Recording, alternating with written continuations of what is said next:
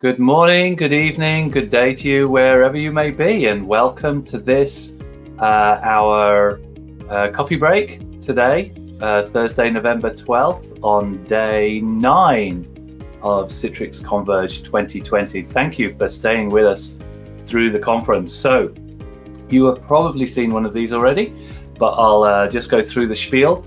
We're recording this, and we will share it via the Citrix Developers YouTube channel.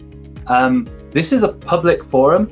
As I say, we'll post it to YouTube, so there'll be no confidential, proprietary, NDA style content. You can ask whatever you like, but I can't guarantee we'll be able to answer it. And ask questions in the questions panel, or if you are feeling brave and you'd like to actually ask questions verbally, raise your hand and we can open your mic and you can ask questions directly. So with that, we welcome today. I should have practiced your last name before we started. That's all right. Safi Obeidullah? Yeah, that's pretty good. Obeidullah, yeah, you got it. Obeidullah. Right, okay. And how we do this is we say, Safi, why don't you introduce yourself and tell us a little bit about what you do at Citrix and the kind of products that you've worked on in your time here. Sure. Thanks, Pat, and thanks, Sunny, and good afternoon, evening, morning, wherever you guys are. I mean, I'm actually in Sydney, Australia, so it is pretty, it's 1 a.m. for me. But I'm used to these type of things, and I guess that's part of being part of the Office of the CTO, and so our role is quite varied. We have a mix of focus areas, and if I could group them, I'd probably group them into two areas. One is around the technology, and the other is spending time in the field. The technology side is really sort of focused on working with the various product leads and product management and engineers around helping guide the strategy for our products and where they go. And the field side sort of works hand in hand. We do a lot of work in the field with talking to customers, events, podcasts, webinars, all those type of things, really engaging the field and helping them understand what it is Citrix does and how we can help them. And then all those field insights get fed back into the product strategy to make sure that the features and products and services we're building actually align with the needs of the field as well. And we work across the globe, so it's always interesting to see how things progress in different markets. There may be something that's a feature or a need that's really prevalent in Japan, and something completely different that's needed in the UK. So it's a really interesting role. A lot of varied conversations, some very technical, some more business focused, but it's a role I really enjoy. I moved into this role probably about 12 months or 18 months ago. I've been with Citrix for 10 years, and it's interesting. I started my journey with Citrix probably at the beginning of my career. Like somehow in my first job, I fell into this technology called Citrix, which I grew to love, and spent time in partner land and customer land. And in 2010, I joined Citrix. I'm really enjoying it and really excited about what the future holds for us. So it's interesting, you raised an interesting point there about bringing back, the concerns of the field, and I guess by extension, customers and prospective customers. And this is a question that's always been interesting to me. I've worked in my last job before Citrix was in a startup. And how do you weigh up those kind of concerns and requirements? Because sometimes it's a customer requirement that's really specific to a single customer, but how do you decide whether it's kind of there, or whether, hey, this is something that might apply across the board that we actually want to start baking into our products? Yeah, it's interesting, and I think it can work in a number of different ways. I think the good thing about the way things work internally within Citrix is that we triangulate those needs. So as those needs may come up in Japan, we'll raise it as a need for APJ, for example, and before it gets to the product team, we've triangulated and reviewed those with some key stakeholders in the other regions as well, in EMEA and in Americas as well. So then we could see, is there similar needs or requirements coming up, or within the internal systems, have other people liked it, or have other people asked for this type of capability? So, I mean, it's not perfect, but certainly there's a lot of dialogue happening between key stakeholders in each of the regions to make sure that we're aligned on what the key priorities for us as a product line or a service need to be, and how we need to move forward with our roadmap. So, Safi, as you see that we're trying to build out our developer community here and reach out and do this partner program with a lot of these developers, what do you see as the main potential that can happen, that can positively affect Citrix in the future by this? Yeah, I think I'm really excited, right? I mean, I'm wearing my Converge t-shirt from last year. I was there in Santa Clara. It's a shame this isn't a physical event, but I really enjoyed that experience, because for me, I see this as the next generation of Citrix. I mean, Citrix has been around for a while. We've been all about delivering access to applications and desktops and data and all that type of stuff, which is all good and still needed. But, you know, this shift that we're making to now delivering a platform is what really excites me, because it really allows us to tailor these experiences to the needs of employees and the different use cases that exist for within organizations. It's not a one size fits all. So I think it's an exciting opportunity. I mean, I've been following the Slack channels and stuff like that, and just to see the types of use cases and scenarios people are coming up with. You know, there's this notion of citizen developer that's sort of starting to bubble out there in the market as well. And I really think we're at that time where we're going to start seeing a lot more of this, where people have a need or a workflow that they want to digitize, and we arm them and empower them to do it themselves to some degree. So I'm really excited about this. You know, I think this is really where the future of Citrix lies, and I want to thank everyone who's on the call and who's attended this event for being part of it. Yeah, I mean, that's I joined Citrix 4 months ago, and that's one of the reasons I joined, is that we seem to be at this inflection point where there's so much potential. So we have a question from Mahesh. So what's your approach to incubating new products? How do you intend to involve the Citrix community in the roadmap? Yes, that's a good question. So look, there's a number of different ways where we drive innovation within Citrix. So purely within Citrix, you know, we have a lot of things like tech fairs and hackathons where people are coming up with new features, concepts, new products that we all continuously assess and look at it and evaluate. So that happens internally. We have a group of community programs out there like CTP and CTA who are, I guess, recognized champions in the market. And maybe that's a thing, Pat. Maybe we should have like a developer equivalent of that as well, because that's traditionally been more on the traditional side. But anyway, that's a side point. But we reach out to those groups, and for the CTPs, for example, they're under NDA, and we can share with them, you know, exactly what we're working on from a roadmap perspective, get their feedback. The CTPs are generally people that are out there in the field, either in our channels, partners, or in the customer land, and they're living and breathing out our products and our solutions. So they know firsthand, you know, if this feature is going to work or what's not, what could be improved in this product. So these guys get insight and we get feedback from them.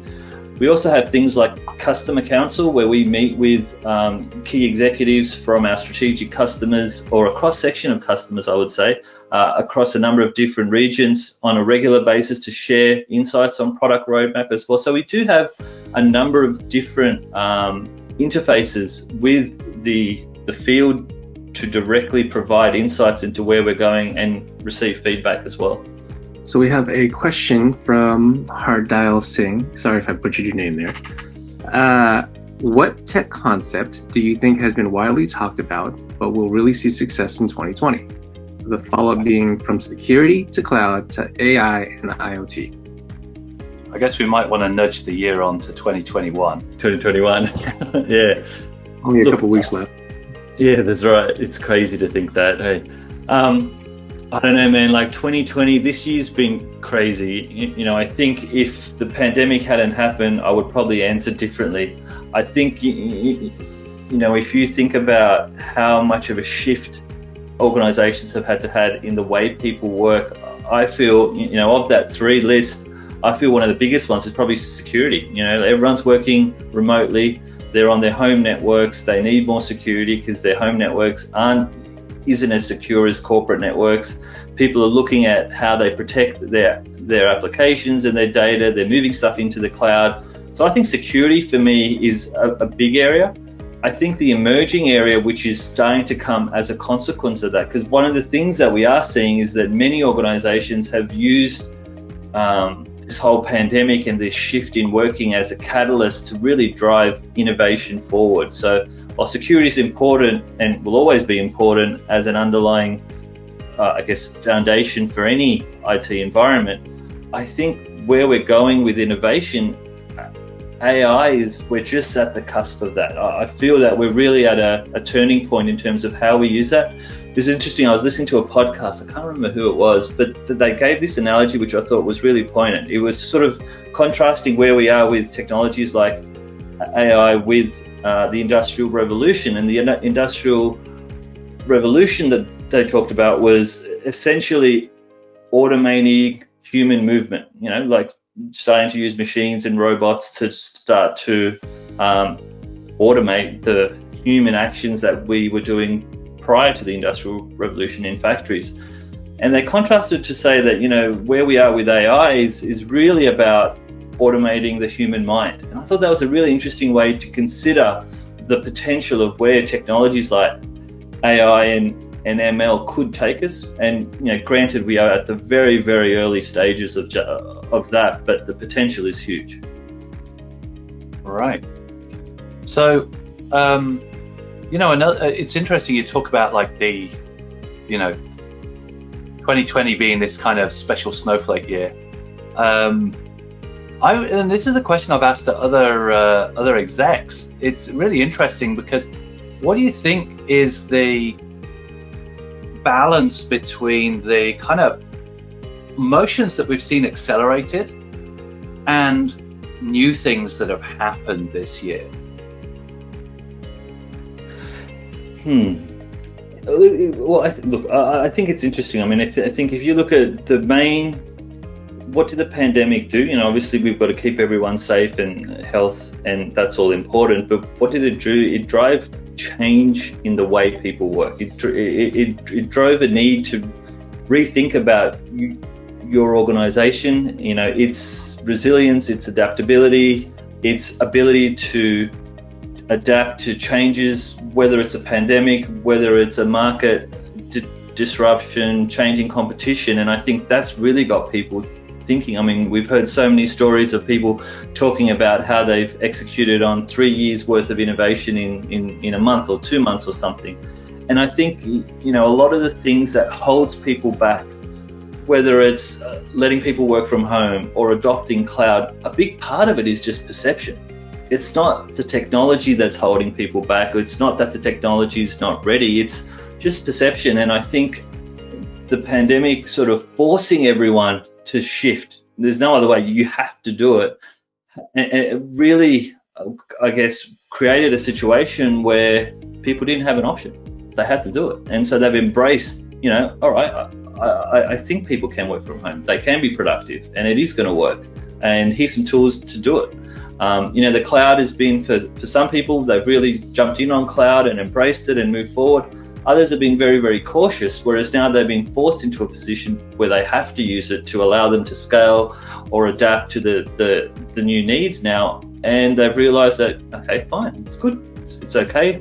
There's no issues here. So I think for me, it's been a real turning point in people's adoption of technology and just their comfort factor with some level of risk around new technologies and emerging technologies. And I mean, I think what's really interesting is as hopefully someday we return to the office and be physically present in the same space and get back come back from the being out on the internet into the corporate network, we may have improved the general security posture. We can bring these concepts like zero trust within the corporate firewall, which is kind of a bit of a I don't know. It's not the firewall you think it is when you have people just bringing in a laptop and plugging it into the corporate network. So, no, that's right. do you think we'll see, just this idea of people saying, okay, well, even our internal corporate network is essentially untrusted, and we have to have these safeguards and protections that we built up when everybody was strung out in their homes on Comcast or Telstra or whatever. Do you see like a security benefit of keeping that same posture when we return into the office? Yeah.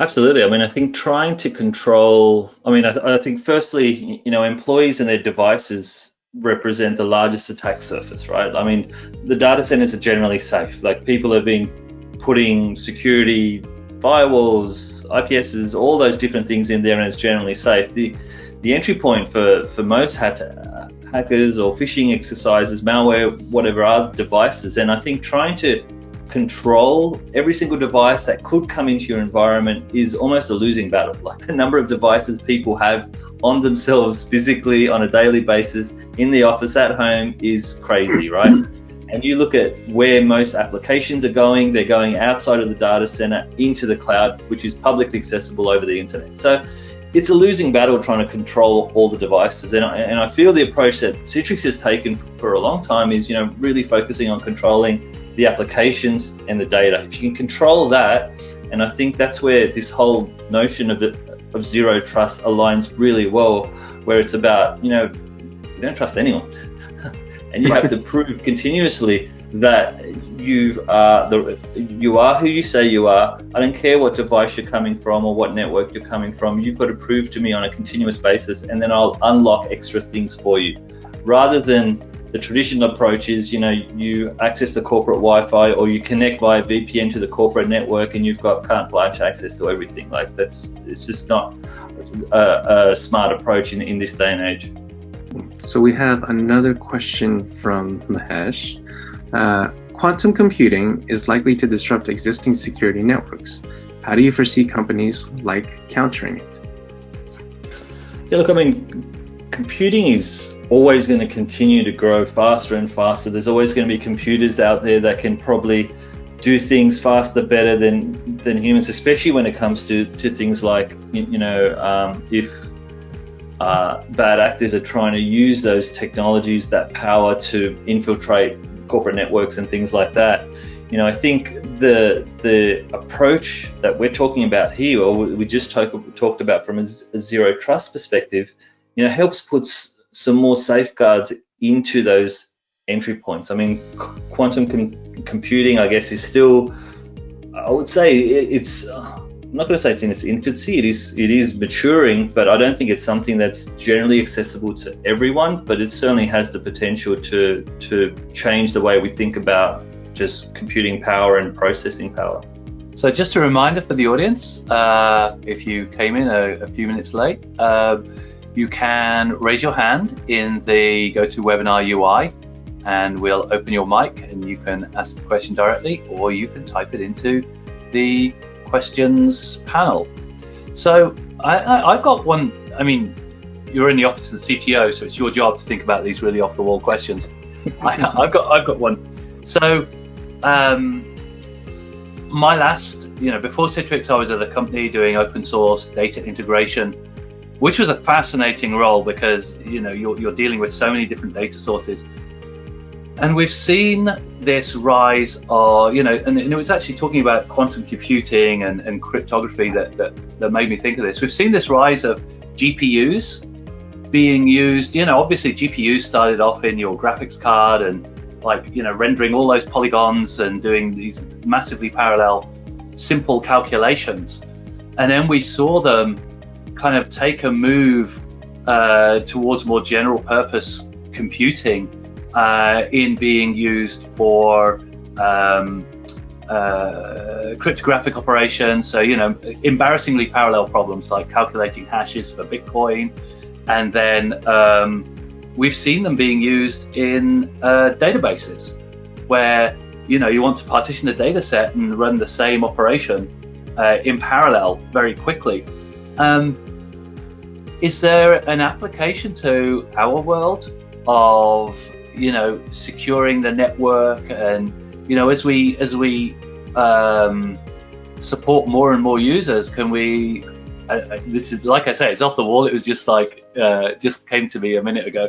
Is there a way we can leverage this power of GPUs? Because now you can spin up an Amazon machine with so much GPU capability. It's like you no longer have to, start installing cards yourself. Yeah. No, look, I think there's lots of interesting applications for our world. I mean, if we talk about our world in terms of what we do with employees and employee experience and the way they work, I mean, some of the things that come to mind is even how do we shift our analytics capabilities from reactive and real time to start being more predictive, being able to make those type of computations and looking at every single ingress point of every single user, accessing every single app, tying that together to see who is truly a safe user versus a non-safe user. I mean, when you start talking about predictive analytics, or even some of the things we've sort of been talking about is, how do we sort of create these AI nudges that occur within the workspace? So, while you're working, there's continuous, learning happening around different workflows that you're using within different applications. And what if we could get to the point where you're performing a task within an application and the workspace came to you and said, actually, there's a better way to do that. Here's how to do it. Because we've learned that there's some guy in some city who does it the most efficiently and achieves the highest quality outcome. I mean, what if that's a way to guide people to the most optimal way to complete a task? I mean, that'd be pretty cool.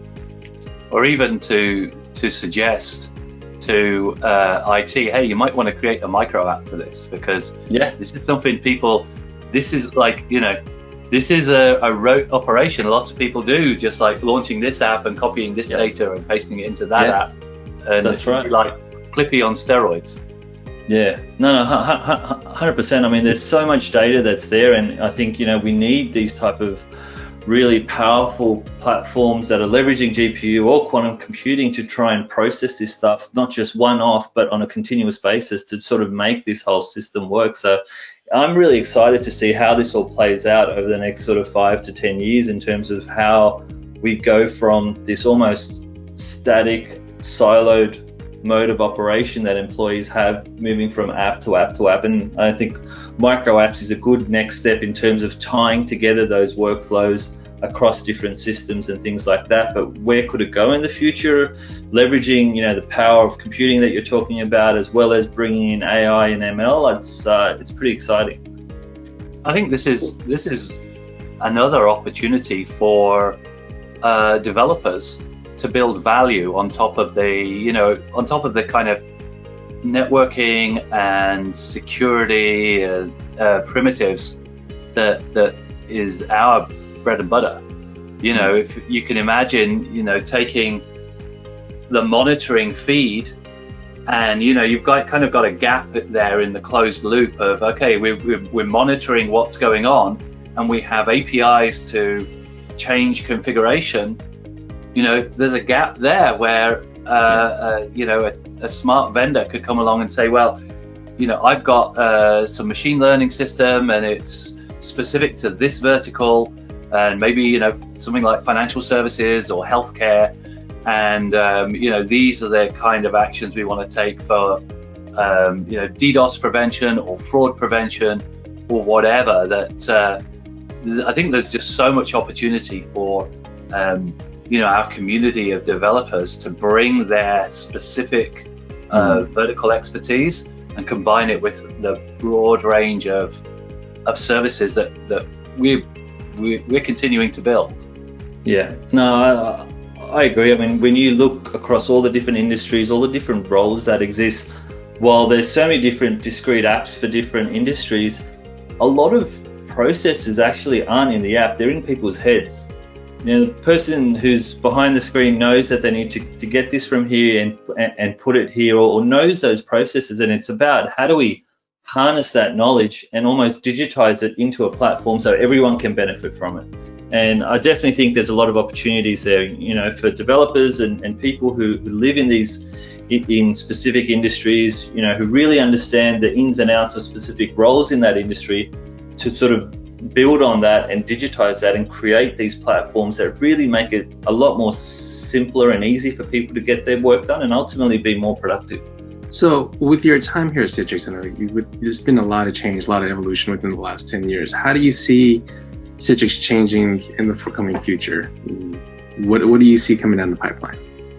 Yeah, look, it's interesting. Like, it's been an interesting journey. I mean, I joined in 2010 when we had just launched, Zen Desktop had just come out. We had sort of started VDI, and I think for the next few years, every year was the year of VDI. And that was really where I came in on, and I sort of look back on that time and I look at how far we've come. Then we were really much focused on VDI and some networking capabilities to support that. Whereas now, I think we've done a really good job of aligning with the changing needs of the market. As the market has embraced not just the traditional desktop mentality and embraced web and SaaS apps and started to embrace cloud and using a multitude and diverse range of devices in the thing, we've really done, I feel, a good job of establishing a core platform to allow people to work and be effective from anywhere and any device, given the change in application portfolios. But where we're going, I think, as I said in the beginning, this shift to us delivering more of a platform, and we don't just become a launch pad for applications, we become the place where people get their work done. And that to me is a really exciting proposition, right? Like, when you look at how challenging it can be at the moment, how much complexity employees deal with, all the different devices, the different systems, different logins, different places to find their things, I think there's a real opportunity for us, together with partners, together with customers, to work together to really make it easier for employees.